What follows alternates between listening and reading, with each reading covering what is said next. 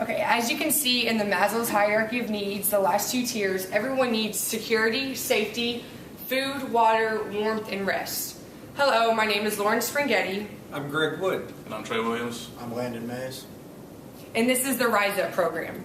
So our problem is that there are 80 chronically homeless people living in Evansville right now. Our pain is that there are 115 permanent housing units out of the goal of 274 spread throughout the city of Evansville. This goal was created around the 428 homeless people that are in Evansville right now. So Aurora has determined that Evansville is 3,000 housing units short of demand. We found that 98% of apartments in Evansville are rented, which drives up monthly rent costs. We also found that 43% of people are living under the ALICE rate, which stands for Asset Limited Income Constraint Employed, which means that almost half the people in Evansville are living paycheck to paycheck with no discretionary funds. As you can see in this diagram here, the Rise Up program, which we just said, is key on these City of Evansville, PedCorp, and Aurora working with us. We will further discuss that in our business model. Our product idea, the Rise Up program. We'll be working with Aurora to find the chronically homeless individuals and house them in our complex. We will also manage and provide a one-bedroom apartment complex to house the chronically homeless individuals, as well as making sure they maintain contact with the services such as the United Caring Service. The opportunity size. Our primary customer will be PedCorp, because they currently provide low-income housing and low-income individuals and homeless people in 15 states, as well as they are going to provide 70% of our costs. The end consumer would be the City of Evansville. This is because we will be saving them $35,000 per chronically homeless individual that is housed in our complex, as well as bringing the stress off of the homeless shelters. What makes our product different from Lucas Place and Echo Housing is that we focus solely on chronically homeless individuals, as well as they only pay $50 per month or 30% of their income per month in rent, which differs from Lucas Place, who makes people living with them pay $300 in rent a month. Okay, now let's run through this business model. I'm going to explain key resources, partners, and key activities, and then Landon is going to follow up the remaining 3 segments. Key resources.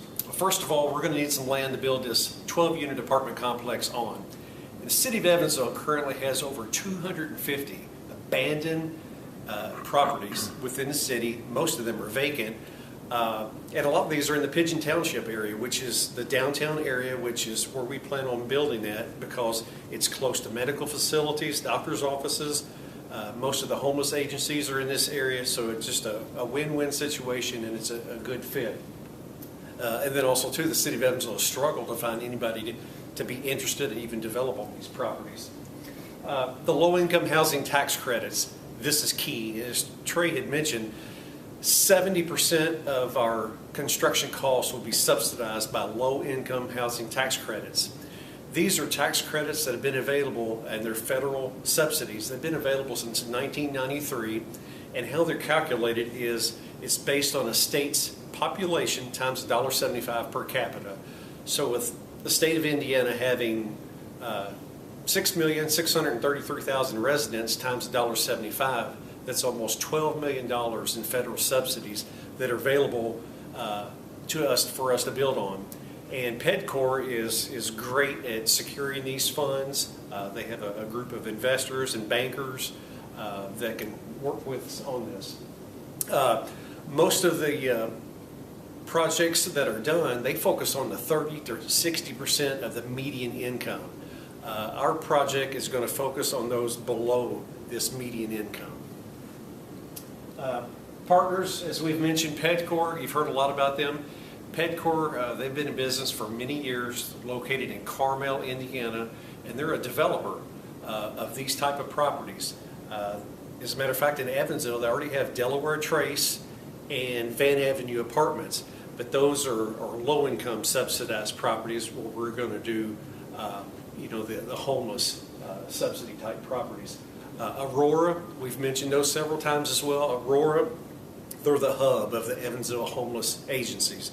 They maintain an HMIS database, which is homeless management information system where they track everyone throughout the city. They know who they are, how much income they have. All this is on record.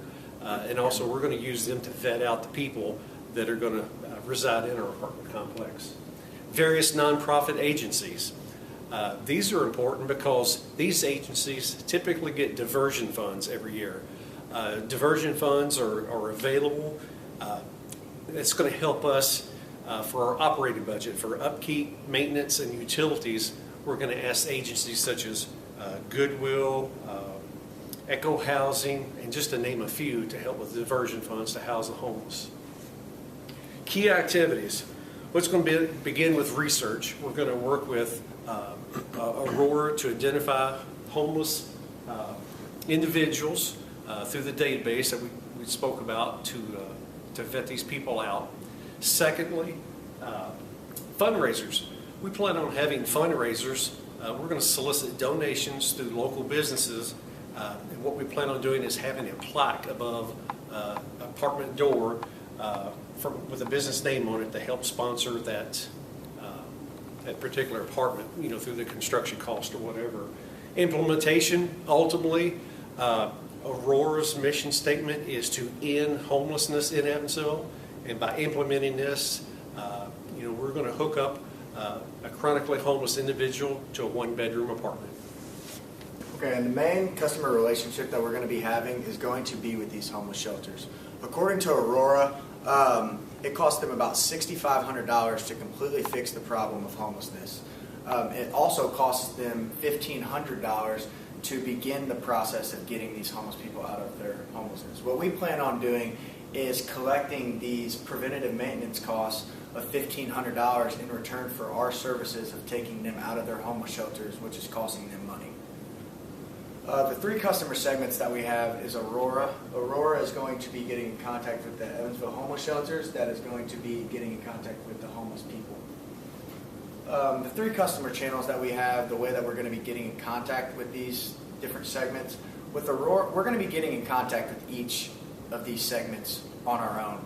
But Aurora, we have a connection that we've made through the executive director, Brian Kearney, and we're going to be using his connection to gain information about what we need. Homeless shelters, we're going to be using that connection that we have with Brian Kearney, and we will use him to talk to the homeless shelters where they'll eventually weed out the chronically homeless individuals and give them to us. For our value proposition for chronically homeless individuals who don't have the proper resources to maintain a place to live, the Rise Up program is going to provide housing to these individuals, ultimately leading them out of their homelessness. In conclusion, we think that our program is exactly what the city of Evansville needs to decrease the chronically homeless population. Thank you.